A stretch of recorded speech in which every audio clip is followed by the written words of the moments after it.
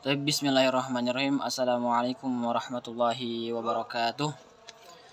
Alhamdulillah wassalatu wassalamu ala Rasulillah wa ala alihi wa sahbihi ajma'in, amma ba'd.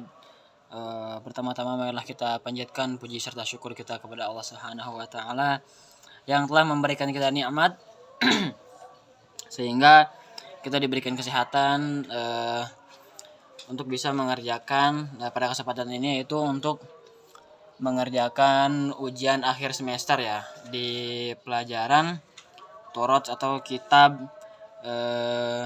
yang berjudul kitab Bidayatul Hidayah. Nah, kemudian saya ucapkan terima kasih dan juga rasa hormat kepada Ustadz pembimbing dosen yang mengajarkan kitab ini di Mahada Jamiah, kepada Ustadz Husnul Khair. Syukron kasiron telah memberikan pemahaman serta ilmunya tentang penjelasan di kitab Thoroz ataupun kitab Bidayatul Hidayah. Ya, kitab Bidayatul Hidayah seperti ini bukunya. Nah, pada pembahasan kali ini ataupun pada ujian semester kali ini, insya Allah kita akan coba dengan sepemahaman saya dengan pemahaman yang saya miliki dan telah dipelajari sebelum-sebelumnya. Saya akan menjelaskan tentang pada bab adabut tayamum. Nah, itu bisa kita buka, teman-teman buka pada halaman di kitabnya itu pada halaman 21 ya. Nah, di sini pada halaman 21. Pada bab adabut tayamum, yaitu adab-adab untuk bertayamum. Nah, kita ketahui sendiri bahwasanya secara umum ya mungkin kita telah belajar waktu di SMP ya, sebelum-sebelumnya lah, tentang tayamum. Apa sih tayamum itu? Bahwasanya tayamum merupakan istilahnya bersuci namun tidak menggunakan air ya. Secara sederhananya seperti itulah, bersuci cuman karena ada keadaan yang mendesak ataupun mungkin memang kondisinya tidak ada air, dan maka kita diperbolehkan untuk tayamum. Nah, kita akan mencoba untuk menjelaskan itu di halaman 21 ya. Bismillahirrahmanirrahim.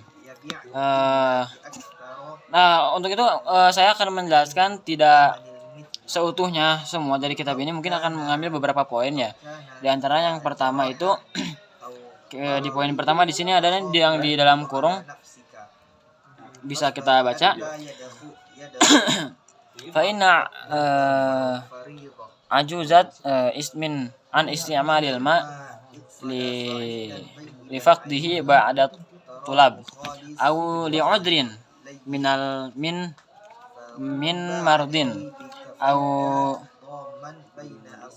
aw limani'a min al-wusuli ilaihi min sabi'a aw jabasa aw kana al-ma'a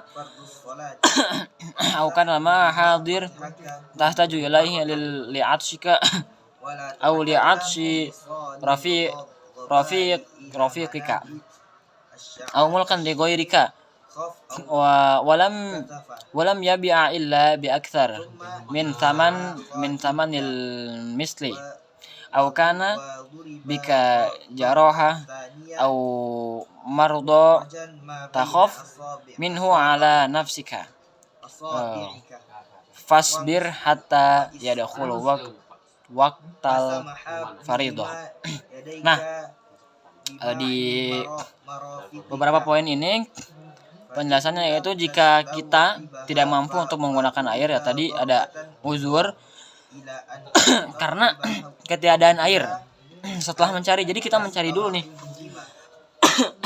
Misalkan tidak ada air, kita cari dulu, ternyata gak ada air karena ujur. Kemudian pertama karena ujur, tadi karena gak ada air, kemudian karena sakit atau ada kendala untuk dapatkan air, misalnya karena ada hewan buas atau dalam kondisi terisolir. Misalkan kayak kemarin tuh waktu corona kita terisolir ya, tapi ya nggak sebegitu juga ya, intinya keadaan tertentu lah. Kemudian dalam tidak ada air tapi dibutuhkan untuk minum atau untuk temannya, tadi rafiqika, atau air tersebut milik orang lain tapi tidak dijual dengan harga yang terjangkau. Kemudian lebih tinggi harga pada umumnya, atau karena ada luka yang sakit yang mana apabila tersentuh air khawatir membahayakan diri atau sakit banget gitu, maka kita bersabar hingga masuknya waktu yang wajib. Maka apa ya? Nah, intinya pada poin-poin ini ada beberapa kondisi nih. Pertama tadi karena sakit, jadi ada luka nih, jadi kita tuh nggak bisa bersentuhan dengan air, nah itu boleh dibolehkan untuk tayamum. Kemudian juga ada air, cuman airnya tuh harus dibeli tapi mahal harganya. Nah, kita boleh untuk bertayamum gitu. Nah, mungkin tadi beberapa yang disebutkan Mas saya. Apa yang tadi saya sebutkan. Kemudian di kalimat berikutnya ataupun di teks berikutnya itu ada summa iqsada soai dan thayyiban alih antara bukhalisun zo tahir lajin fadribu alai bika faika doman baina asoba'aka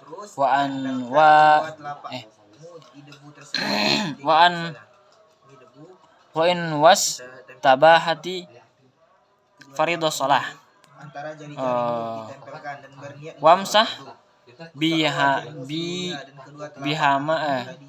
wamsah bihima wajahaka kullah marrah wala tatakallafu isalil gibar ila mana bitish sya'ri khafa au kasfi. Nah, kemudian di kalimat berikutnya yaitu apabila nih setelah masuk waktu wajib, kemudian carilah tanah yang baik. Nah, ini udah mulai ke proses tayamum ya. Carilah tanah yang baik. Seperti apa? Tanah yang debu ataupun debu yang bersih, suci serta lembut. Nah, kemudian tempelkan kedua telapak tanganmu di debu tersebut, dan antara jari-jari tanganmu tempelkan, dan niatlah untuk sholat fardu. Kemudian usaplah wajah seluruhnya, kedua telapak tangan. Nah, dan kemudian tidak perlu ke tempat tumbuh rambut yang tipis maupun yang tebal. Jadi maksudnya gini. Apabila telah masuk waktu sholat dan kita masih belum punya ada air nih, dan kita harus sholat, maksudnya itu emang harus sholat kemudian kondisinya gak ada air. Nah, tadi disebutkan beberapa tata cara tayamum, yaitu kita mengambil debu yang suci. Nah, kita mendapatkan debu itu sebenarnya tidak perlu kayak ke tanah gitu, tidak perlu. Biasanya di dinding-dinding kayak seperti ini, kalau misalnya kita di kereta, di mobil, itu biasanya udah ada debunya. Nah, kita bisa ngambil dari situ. Jadi nggak perlu kita nyari tanah yang takutnya kan dikhawatirkan kotor. Apa kalau misalnya kita mau yakin kalau pasir debu itu bisa bersih, kita bisa gunakan untuk tayamum. Nah, tadi disebutkan di kitab tersebut bahwa salah satu tata caranya yang pertama, tempelkan tangan kita ke debu tadi.